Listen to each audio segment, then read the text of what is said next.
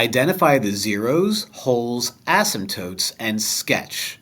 All right, so I'm looking for zeros, holes, and asymptotes, and what I'm going to do is I'm going to factor out as much as I can to help me find zeros, holes, and asymptotes. Why?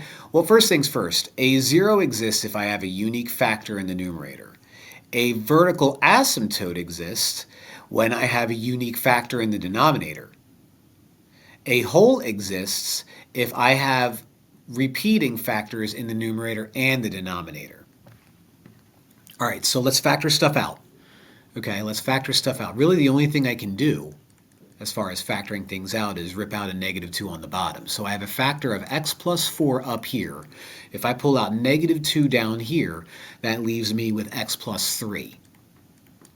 So my magic numbers are going to be -4 because that's going to be the number that makes the numerator's factor equal to 0, and -3 for the same exact reasons. -4 is a unique factor in the numerator which makes it a 0. So I have a 0 at x equals -4. Now -3 is all alone in the denominator, which means I have a vertical asymptote at x equals -3. What I don't have is I don't have a hole to deal with. Great. Now, one of the things that I didn't do is I didn't do a horizontal asymptote. Whenever you're not adding or subtracting a number on the outside, the way you figure out the horizontal asymptote is if you notice the degrees in the numerator are the same as the degrees in the denominator, your horizontal asymptote is going to be the ratio of the leading coefficients. Since I have a degree of 1 up here and an invisible 1 in front of that leading x and a -2 down here, my horizontal asymptote is going to be y equals 1 over -2 or -1/2. Okay, now one thing that I'm also going to do in order to figure out what my x-intercept is, because that'll help me, or my y-intercept is, because that'll help me graph things.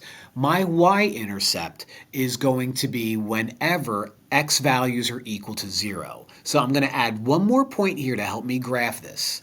Okay, my y-intercept is going to exist when my x values are equal to 0. So I'm going to pretend these aren't here. 4 over -6 simplifies to -2/3.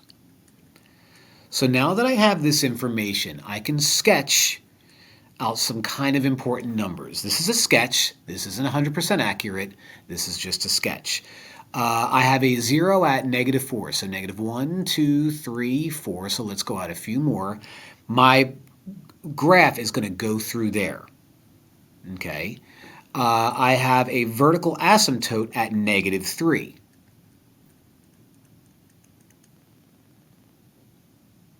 Okay. I have a y-intercept at -2/3. So let me,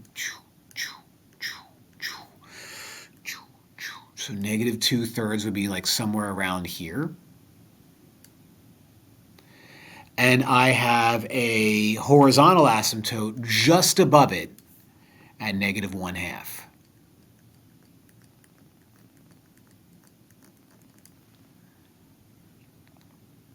Now I know rational functions are going to look one of two ways.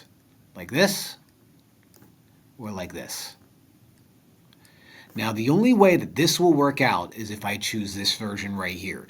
Because what's going to happen is you're going to kind of hover nicely along here, go through there, and start leveling out there.